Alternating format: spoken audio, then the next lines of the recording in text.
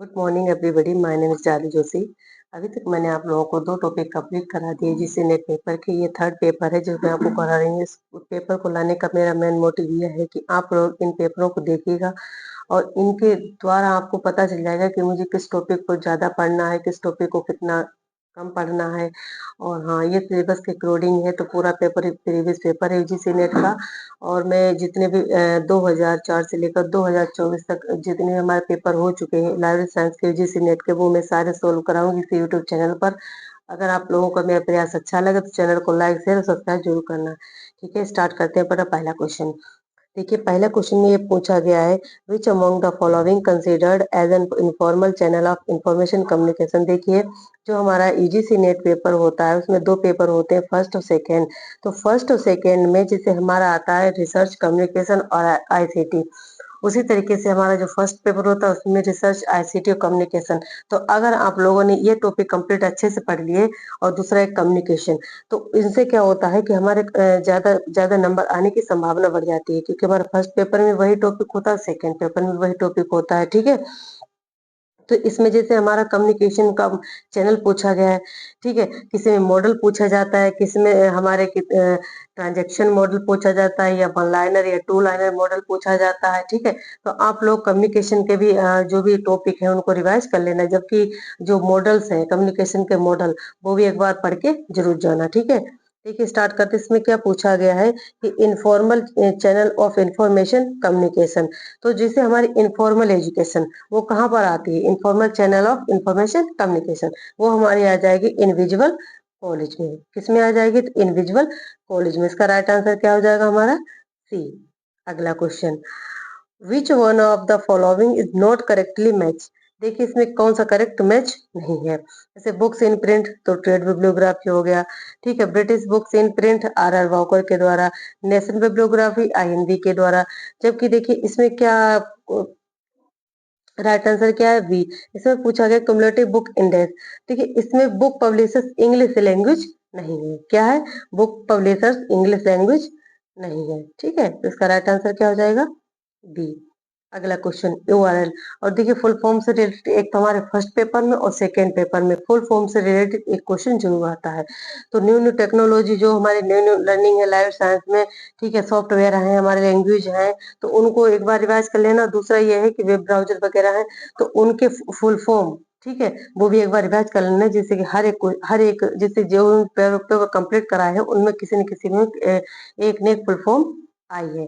ठीक है, तो यूनिफॉर्म की फुल फॉर्म क्या है यूआरएल की, तो इसमें क्या है, यूनिफॉर्म रिसोर्स लोकेटर। इसकी फुल फॉर्म क्या है, यूनिफॉर्म रिसोर्स लोकेटर। अगला question, zero waste busting system was propounded by. देखिए, जीरो वेस्ट से क्वेश्चन आता है कि लाइन टू लाइन या एक मुश्त budget.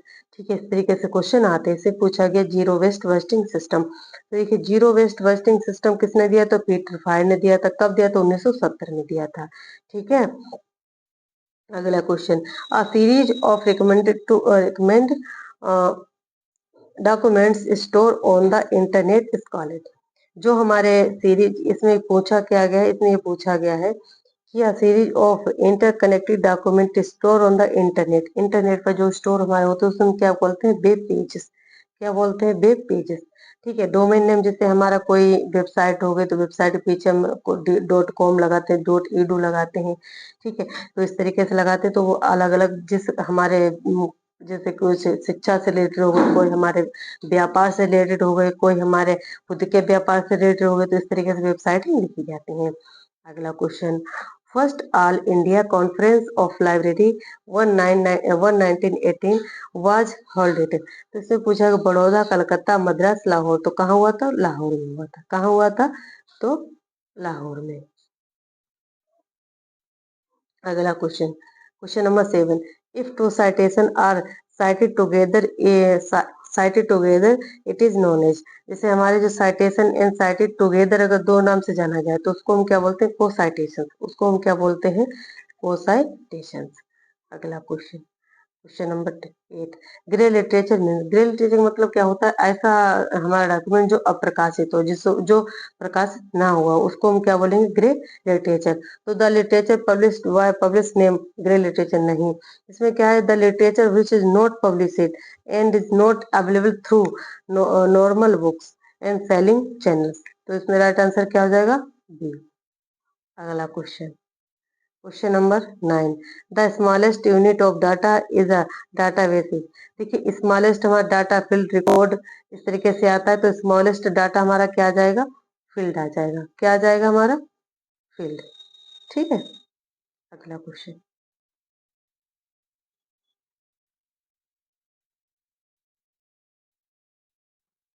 Question number 10, the term bandwidth refers to. इसमें क्या पूछा गया? The term bandwidth refers to, तो उसका राइट आंसर क्या हो जाएगा? The speed of transmission of data, the speed of transmission of data. Which of the following factors is not considered in the making of library budget? The size of the organization, the collection, the types of users, the age of library employee। तो इसमें क्या हो जाएगा? देखिए, जब हम अपना budget बनाते हैं, तो उसमें ना तो हम अपना ये देखते हैं कि ऑर्गेनाइजेशन, ना ही हम कलेक्शन देखते हैं, ना ही यूजर्स देखते हैं। ठीक है। इसमें पूछा क्या गया? इसमें ये पूछा गया है ना कि हम जो भी हमारे बजट बनाते हैं, तो उसमें क्या नहीं देखते हैं? तो उसमें क्या नहीं देखते? तो उसमें देखिए, हम टाइप्स भी देखते हैं कि हमें किस तरीके के यूजर्स हैं। जैसे मान लीजिए कॉमर्स के यूजर्स हो गए, तो उनके लिए अलग से बुक ली जाएगी। ठीक है। अगर हमारे कोई अलग-अलग सब्जेक्ट के यूजर्स हो गए, तो उनके लिए अलग-अलग बुक ली, जैसे जैसे भी हमारे टाइप्स के यूजर्स हो। ऑर्गेनाइजेशन, कौन सा ऑर्गेनाइजेशन है, उस साइज की। दूसरा, हमारा कलेक्शन कितना है, कितना नहीं है। ठीक है। लेकिन हमारे जो एम्प्लॉयज होते हैं, उनकी एज वगैरह नहीं देखी जाती है। तो इसका राइट आंसर क्या हो जाएगा? इसका राइट आंसर हो जाएगा हमारा D, the age of library employees. ठीक है। अब देखिए, ओसीएल से रिलेटेड की, अब देखिए, ओसीएल से जब डीप में क्वेश्चन क्या आता है कि डीडीसी का प्रकाशन कौन कर रहा है? ठीक है, 1988 से, या ओसीएलसी के जो है डाटाबेस है वो आ सकते हैं। तो ओसीएलसी भी आप लोग एक बार पढ़ लेना। ठीक है। तो इसमें क्या है कि हमारा ओसीएलसी ऑनलाइन कंप्यूटर लाइब्रेरी सेंटर की स्थापना हुई गई। पहले क्या थी? ओयो कॉलेज लाइब्रेरी सेंटर थी। ठीक है, ओयो कॉलेज लाइब्रेरी सेंटर थी, लेकिन अब क्या है? Online computer library centre. और कहाँ है? WOU में। ठीक है। तो इसका राइट आंसर क्या हो जाएगा? ए और बी। ठीक है। अगला question, pre coded indexing system. देखिए, हमारे जो इंडेक्सिंग सिस्टम की हमने एक वीडियो बनाई थी, जिसमें मैंने आपको इंडेक्सिंग सिस्टम के बारे में थोड़ा डिटेल से बताया, जिसमें आपको देखिए, प्री मतलब होता है कि ऐसे इंडेक्सिंग जो आथर की आवश्यकता के अनुसार पहले ही बनी हुई हो।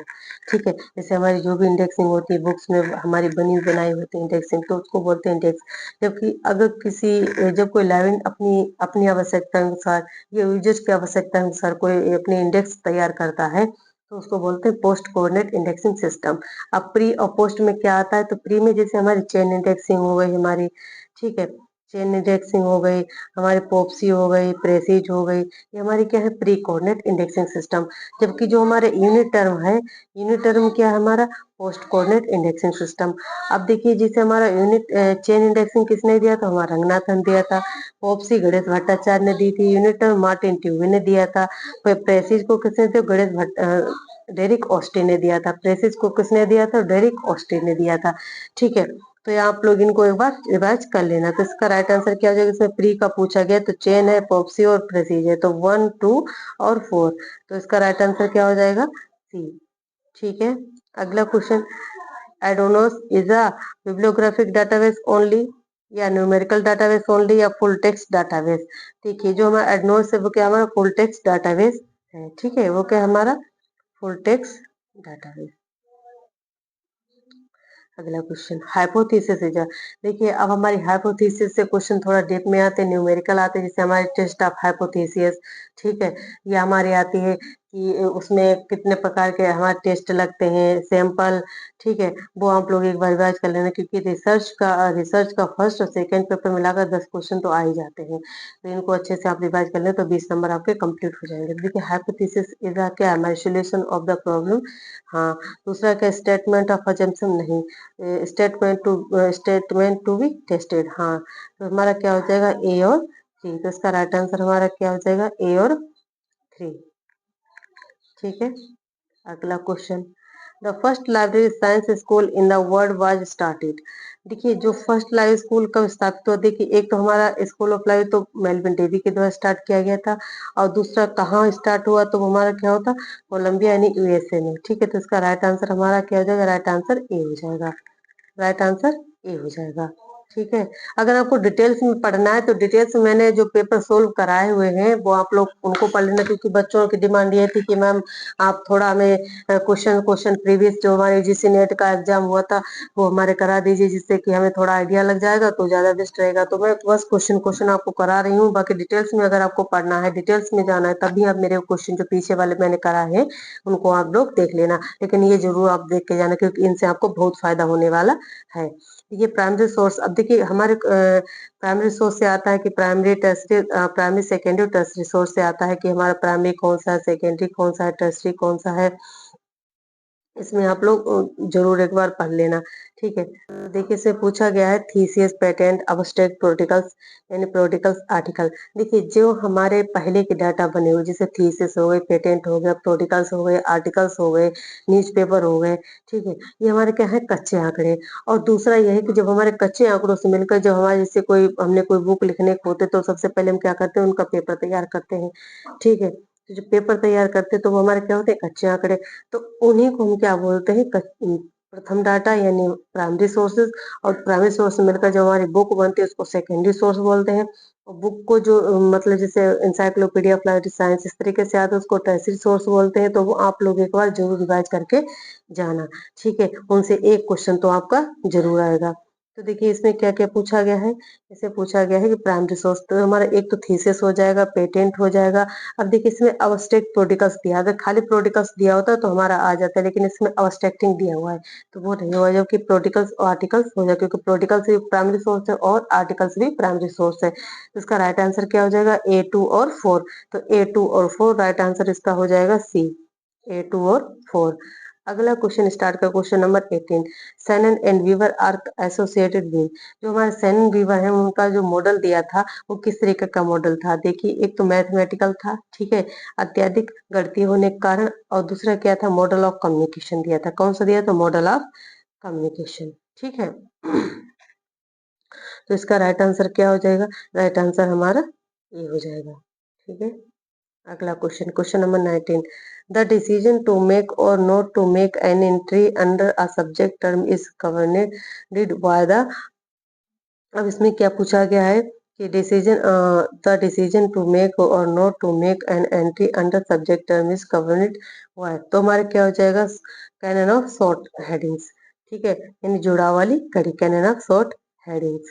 देखिए कैनन से रिलेटेड क्वेश्चन आते हैं कि जो हमारे डॉक्टर एस आर रंगनाथन ने जो idea plan, verbal plan, notation plan दिए थे, कौन कौन से जो प्लान दिए थे वो कौन कौन से कैनन में क्या क्या कितने क्या दिया था, तो वो आप लोग रिवाइज कर लेना। अगर रिवाइज करना है तो मैंने पहले जो क्वेश्चन कराया वो उनको देख के जाना, तो आपको काफी उससे फायदा होने वाला है।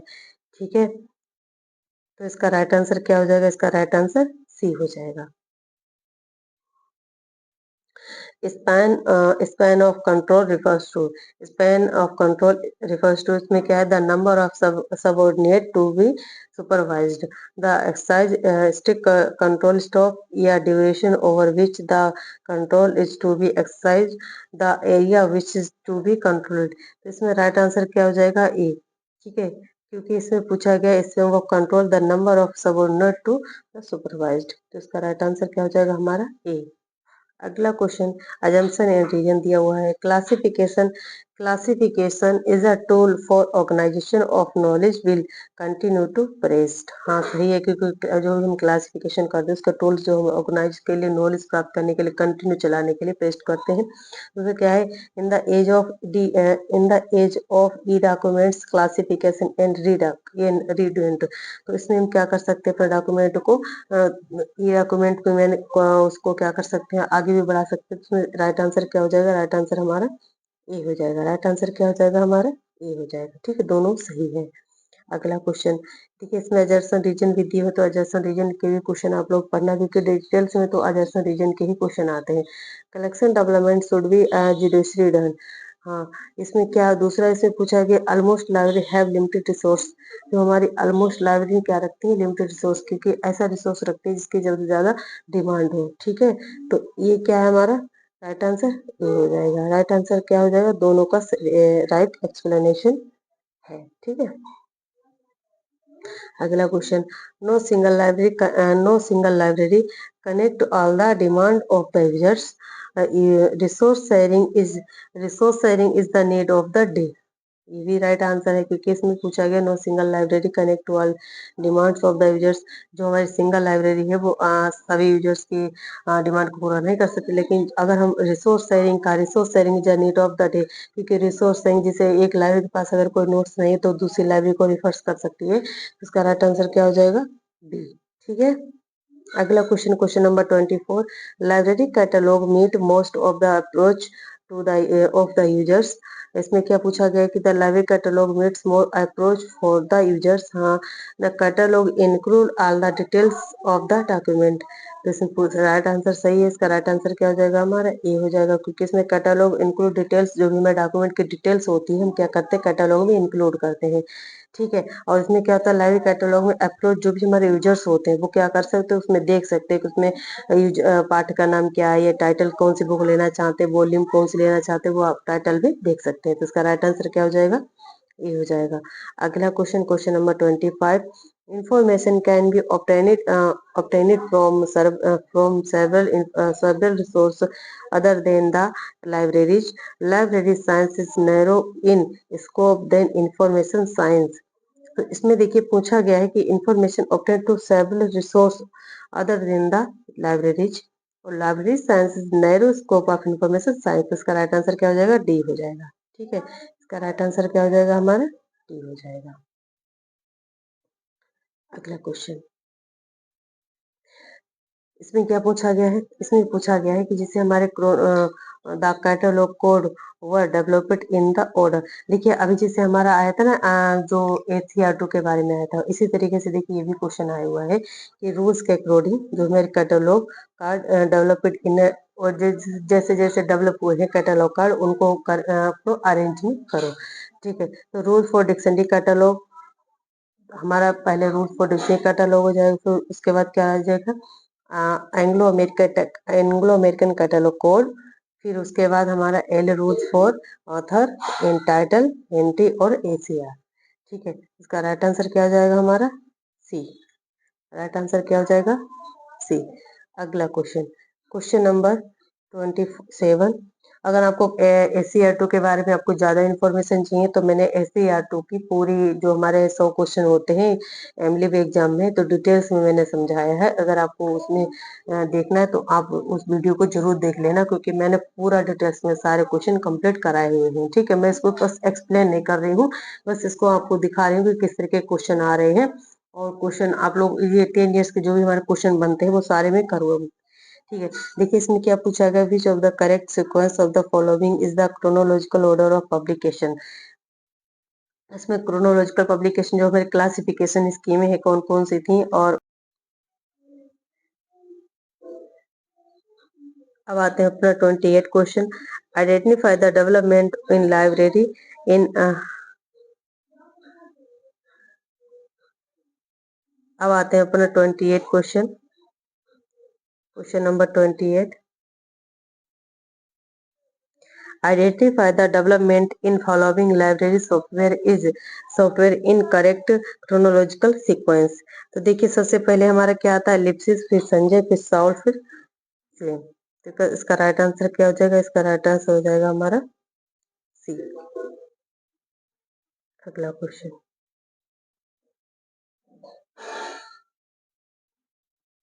select the right chronological sequence of information system as per their year establishment। INIS, AGRIS, NISSAT, patent information system. देखिए हमारे इनिस हो गया 1970, AGRIS 1975, NISSAT, patent information system. ये आप लोग एक बार रिवाइज कर लेना कि इनसे क्वेश्चन अब डिटेल्स में बनने लगे हैं। ठीक है, तो इसका राइट आंसर हमारा क्या हो जाएगा, इसका राइट आंसर हमारा ए हो जाएगा। पहले इनिस आएगा, फिर एग्रिस आएगा, फिर निषाद आएगा, फिर पेटेंट इंफॉर्मेशन सिस्टम इंडिया आ जाएगा। ठीक है, अगला question, question number 30, select the right sequence of the following device according to their store capacity in descending order. Descending order का मतलब ये होता है सबसे पहले बड़ा, उसके बाद छोटा, फिर छोटा, ठीक है। तो इसमें पूछा गया है, इसमें क्या पूछा गया है, इसमें पूछा गया है कि स्टोरेज कैपेसिटी, ठीक है, हमारी जो डिवाइस होती हैं स्टोरेज कैपेसिटी पहले बड़े फॉर्म में, फिर छोटे से छोटे, ठीक है। तो सबसे पहले किसके पास होती है, तो हमारे डीवीडी के पास होती है, फिर हमारे सीडी, फिर फ्लॉपी, फिर डिस्क, फिर पंच कार्ड, ठीक है। तो इसका राइट आंसर हमारा क्या हो जाएगा, डी हो जाएगा, ठीक है। क्योंकि सबसे पहले यानी स्टोरेज कैपेसिटी सबसे ज्यादा किसके पास, डीवीडी के पास, फिर सीडी के पास, फिर फ्लोपी के पास, फिर फ्लोपी डिस्क के पास, फिर पंच कार्ड के पास, इस तरीके से हमारी। हाँ, इनसे क्वेश्चन, अब मेमोरी हायरार्की से क्वेश्चन आते हैं कि मेमोरी हायरार्की में क्या क्या आते हैं, वो आप लोग एक बार देख लेना। उसके बाद जो हमारे कंप्यूटर लेयर होते हैं उनसे क्वेश्चन बनते हैं। Select the right sequence of contribute of classification is the chronological order. देखिए इसमें क्या पूछा गया है कि Francis Bacon, W T Harris, Melvin Davis, JD Brown. देखिए इसमें पूछा गया क्लासिफिकेशन, इसके सबसे पहले फ्रांसिस बेकिन, ठीक है। तो हमारी सबसे पहले कौन सी आएगी, फ्रांसिस बेकिन आ जाएगी, फिर डब्ल्यू टी हैरिस आ जाएंगे, फिर मेलविन डेविस आ जाएंगे, फिर जेडी ब्राउन आ जाएंगे। राइट आंसर इसका क्या हो जाएगा, राइट आंसर ए हो जाएगा, ठीक है। अगला question, arrange the contribute in management in the paper chronological order. Chronological order में, तो देखिए इसमें पहले हमारा क्या आंसर आ जाएगा,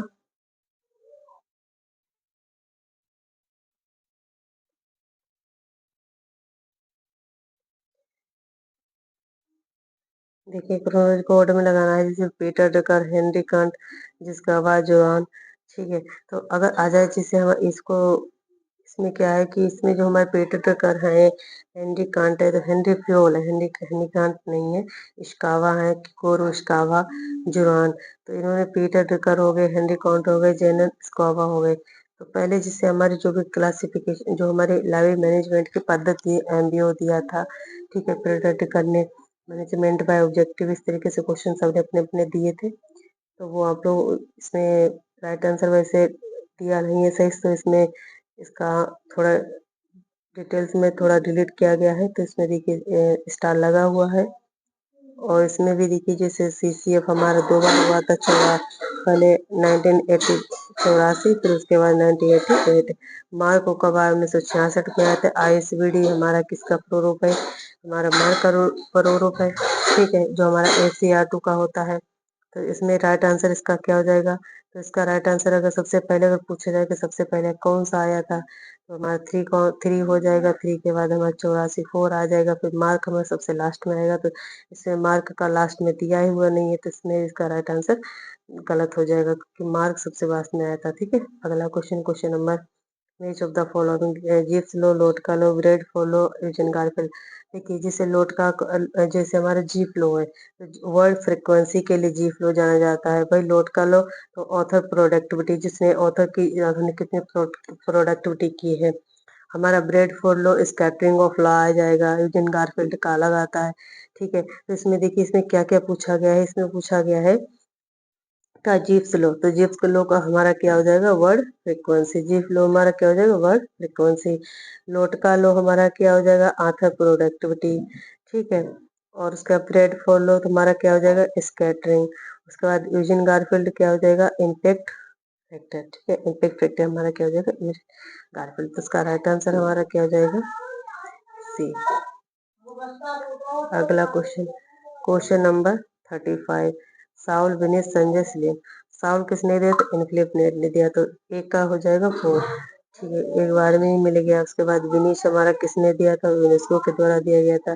संजय हमारा डेसिडो के द्वारा दिया गया, और हमारा सलीम किसके द्वारा दिया गया था, एल्गोरिथम के द्वारा दिया गया था। तो इसका राइट आंसर हमारा क्या हो जाएगा, इसका राइट आंसर हो जाएगा हमारा ए, ठीक है।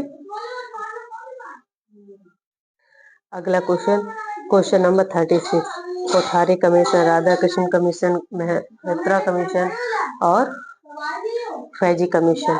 तो देखिए कोठारी कमीशन का क्या हो जाएगा, कोठारी कमीशन ने क्या किया, देखिए हमारे लाइव सर्वर कोठारी कमीशन से भी आता है, राधा कृष्ण कमेटी से भी आता है। अगर पूछा जाए कि हमारी स्वतंत्रता के बाद सबसे पहले कौन सी कमेटी आई, तो राधा कृष्ण कमेटी आई थी। ठीक है, अब कोठारी कमेटी के बारे में पूछा गया कि कोठारी कमेटी थी, इसमें क्या था, इसमें लाइब्रेरी बजट के बारे में कहा गया था। किसके बारे में किया गया था, लाइब्रेरी बजट के बारे में। तो उसका देखिए ए का 3 हो जाएगा।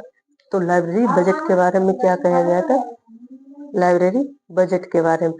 तो कोठारी कमेटी क्या हमारे लाइब्रेरी बजट के बारे में। अब देखिए राधा कृष्ण कमेटी क्या थी, इसने क्या अकेडमिक इंस्टीट्यूशन, यानी हमारी जो हमारी अकेडमिक इंस्टीट्यूशन है, इम्पोर्टेंस किसको दिया था, तो वो दिया था अकेडमिक इंस्टीट्यूट को। ऐसे याद कर लेना कि अगर बजट आ जाए तो कोठारी आयोग, और इंस्टीट्यूशन यानी जो भी हमारे लाइब्रेरी जो लाइब्रेरी अकेडमिक इंस्टीट्यूट है उनकी इम्पोर्टेंस देने के लिए राधा कृष्ण कमेटी। उसके बाद मेहरोत्रा कमेटी का है स्टेट एंड रे स्केल ऑफ लाइब्रेरी। और दूसरा फेजी कमेटी जो हमारे की थी, फेजी कमेटी किसके लिए, तो पब्लिक लाइब्रेरी सिस्टम के लिए। ठीक है, फेजी कमेटी कमीशन किसके लिए थी, पब्लिक लाइब्रेरी सिस्टम के लिए। तो इसका राइट आंसर क्या हो जाएगा, बी।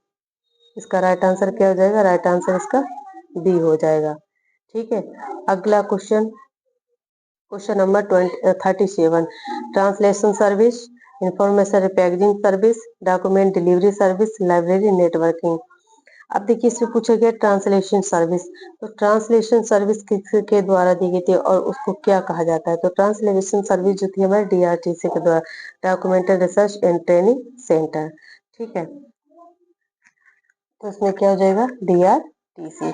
उसके बाद देखिए इंफॉर्मेशन रिपैकेजिंग इंफॉर्मेशन, वो क्या हो जाएगा, हमारे इंफॉर्मेशन एनालिसिस सेंटर हो जाएगा। उसके बाद देखिए डॉक्यूमेंट डिलीवरी सर्विस, जो हमारे डॉक्यूमेंट होते हैं उसकी डिलीवरी सर्विस किसके द्वारा, तो डेलनेट के द्वारा की जाती है। उसके बाद देखिए लाइब्रेरी नेटवर्क, लाइब्रेरी नेटवर्क किसके द्वारा किया जाता है, तो हमारा किसके द्वारा किया जाता है, ग्लिड एस के द्वारा। ठीक है, तो इसका राइट आंसर क्या हो जाएगा, राइट आंसर सी हो जाएगा।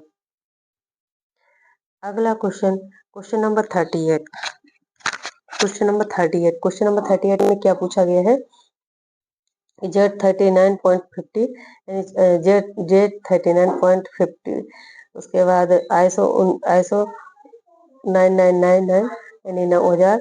उसके बाद हमारा आ जाएगा ISO 2709 ISBD जी। तो सबसे पहले आपको जो आता है उसको देखिए। तो सबसे पहले आप लोगों को पता ही है कि हमारा Z39.50 किसके लिए आता है, वो हमारा आता है इंफॉर्मेशन रिट्राइवल के लिए। तो इसका देखिए राइट आंसर क्या हो जाएगा, इंफॉर्मेशन रिट्राइवल के लिए क्या आता है, तो हमारा आ जाएगा Z39.50। उसके बाद देखिए हमारा आईएसओ आईएसओ आईएसओ 9990, इसके लिए क्या आ जाएगा, हमारा बिब्लियोग्राफी रिकॉर्ड स्ट्रक्चर। ठीक है, इसके बाद देखिए ISO 2709, ये हमारा ISO 2709 हमारा किसके लिए आ जाएगा,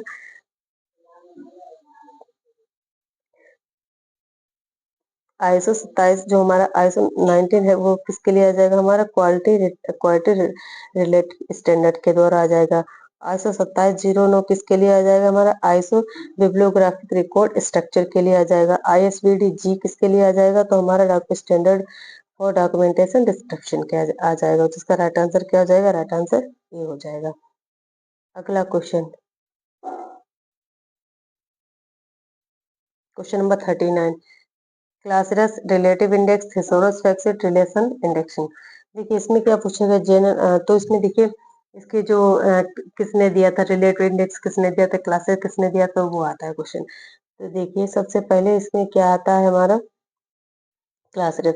तो क्लासेस आपको पता ही है, क्लासरस जो होता है इसके द्वारा तो गणेश भट्टाचार्य के द्वारा दिया जाता है। ठीक है, दूसरा देखिए रिलेटिव इंडेक्स, तो रिलेटिव इंडेक्स किससे रिलेटेड है, वो हमारे मेलविन डेविस से रिलेटेड है। तो रिलेटिव इंडेक्स का क्या हो जाएगा, मेलविन डेविस।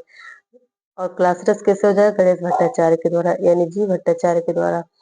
उसके बाद थिसोरस फैसिट, वो किसके लिए हो जाएगा, हमारा जीन हचिंसन के द्वारा। ठीक है, रिलेशनल इंडेक्सिंग, तो वो हमारे JL ब्राडे के द्वारा। इसका राइट आंसर क्या हो जाएगा, राइट आंसर बी। अगला question, question number 40, CCF UNIMARC Dublin core और US मार्क। जो हमारा CCF है, CCF किसके द्वारा दिया गया, तो वो आपको पता है कि हमारे यूनेस्को के द्वारा दिया गया था। CCF किसके द्वारा दिया गया था? कॉमन कम्युनिकेशन फॉर्मेट, पहला 1984 फिर 1988। तो सबसे पहले किसके द्वारा? तो हमारे यूनेस्को के द्वारा दिया गया था। उसके बाद देखिए यूनिमार्क, यूनिमार्क किसके द्वारा? तो इफ्ला के द्वारा। ठीक है, एक आती है सिस्टर लाइब्रेरी, वो किसका है? तो इफ्ला का ही है। डबलिन कोर, तो डबलिन कोर किसके द्वारा? तो OCLC के द्वारा। यूएस मार्क, यूएस मार्क किसके द्वारा? तो हमारा लाइब्रेरी ऑफ कांग्रेस के द्वारा। ठीक है, इसका राइट आंसर हमारा क्या हो जाएगा? राइट आंसर हमारा बी हो जाएगा। अगला question, question number 41, management service, biophysics. अब देखिए इसमें क्या पूछा गया है, जैसे हमारे जो कॉलिन क्लासिफिकेशन जो पद्धतियां थी ना, जिसमें हमारे फ्यूजन, डिस्टिलेशन, जैसे विषय निर्माण की विधियां, तो विषय निर्माण की विधियों से कोई भी क्वेश्चन बनते हैं, जैसे फ्यूजन आ गया, डिस्टिलेशन आ गया, हमारा एग्लोमिनेशन आ गया हमारा, या हमारा लेमिनेशन आ गया, तो उनसे क्वेश्चन बनते हैं, इनको आप पढ़ लेना। ठीक है, इसमें देखिए क्या पूछा गया है, इसमें पूछा गया मैनेजमेंट सर्विस। तो हमारी जो मैनेजमेंट सर्विस है,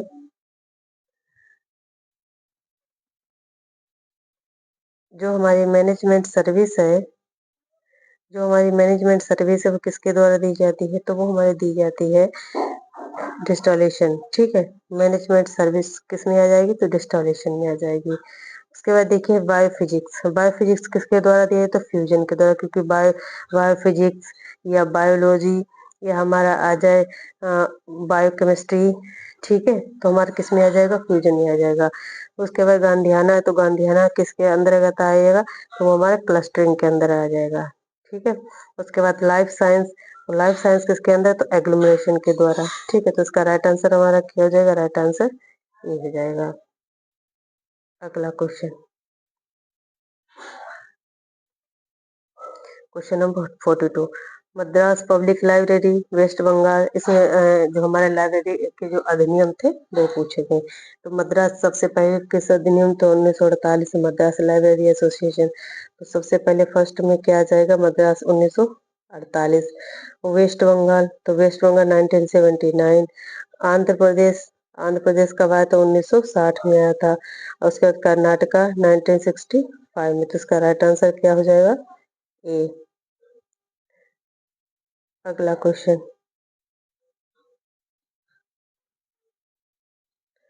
क्वेश्चन नंबर 40, क्वेश्चन नंबर 43, इसमें पब्लिकेशन और इंडस्ट्री सिस्टम पूछा गया है, जैसे agri index, atom index, physics abstract या मैथमेटिक्स। देखिए इसमें पूछा गया है कि सबसे पहले देखिए जो हमारा एग्री इंडेक्स वो क्या हो जाएगा? हमारा एग्रीज का, क्योंकि हमारा एग्रीज किससे रिलेटेड है? कृषि से रिलेटेड है। ठीक है, इसे पूर्वानुमिति भी कहा जाता है। ऑटोम इंडेक्स किसके अंतर्गत आ जाएगा? इनिस के अंतर्गत आ जाएगा। ऑटोम इंडेक्स इनिस के अंतर्गत आ जाएगा। अब फिजिक्स अब्स्ट्रैक्ट किसके अंतर्गत आ जाएगा? इंस्पेक्ट के अंतर्गत आ जाएगा। उसके बाद index medical national library of medicine के अंतर्गत आ जाएगा। तो इसका राइट आंसर हमारा क्या हो जाएगा? सी हो जाएगा। अगला question, question number 44, contribution organization, public library manifesto, POPSI, UDC, MARC. देखिए जो पब्लिक लाइब्रेरी मैनिफेस्टो है वो किसके द्वारा? तो यूनेस्को के द्वारा। किसके द्वारा? तो यूनेस्को के द्वारा। पब्लिक लाइब्रेरी मैनिफेस्टो यूनेस्को के द्वारा। पॉप्सी किसने दी थी? गणेश भट्टाचार्य ने। और गणेश भट्टाचार्य ने एक और पद्धति दी थी, DRTC। ठीक है, तो जो हमारा पॉप्सी किससे रिलेटेड? तो DRT से। ठीक है, दूसरा हमारा यूडीसी, यूनिवर्सल डेसिमल क्लासिफिकेशन। ठीक है, तो हमारा जो यूडीसी था वो किससे रिलेटेड? तो फीड से रिलेटेड है। उसके बाद मार्क, मार्क क्या है? मशीन रीडेबल कैटलॉग, ये हमारे साथ किसे? लाइब्रेरी ऑफ कांग्रेस के द्वारा। तो इसमें राइट आंसर क्या हो जाएगा? इसका राइट आंसर हो जाएगा हमारा सी। अगला question, question number 45, fax, CD ROM, floppy disk, circuit, optical storage, magnetic storage, switching system, image transmission. देखिए इससे पूछा गया है मीडियम यानी कनेक्टिविटी के और टाइप कौन कौन से होते हैं, जिससे हमारा फैक्स हो गया।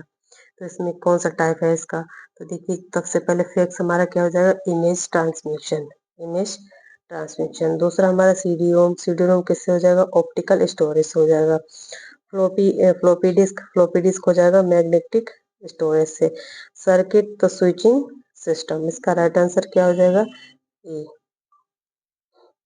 अगला क्वेश्चन, देखिए ये कॉम्प्रिहेंशन दिया है, जो हमारा पैसेज होता है वो दिया हुआ है। आप इस पैसेज को देखिए, आप डेली अगर एक-एक पैसेज करेंगे तब भी आपके देखिए फर्स्ट पेपर, सेकंड पेपर में दोनों में पैसेज दिए होते हैं। अगर मेरा प्रयास अच्छा लगा तो चैनल को लाइक, शेयर, सब्सक्राइब जरूर कर लेना। ठीक है, स्टार्ट करते हैं अपना अगला वाला पेपर, जो हमारा अगला पेपर हुआ था। ठीक है।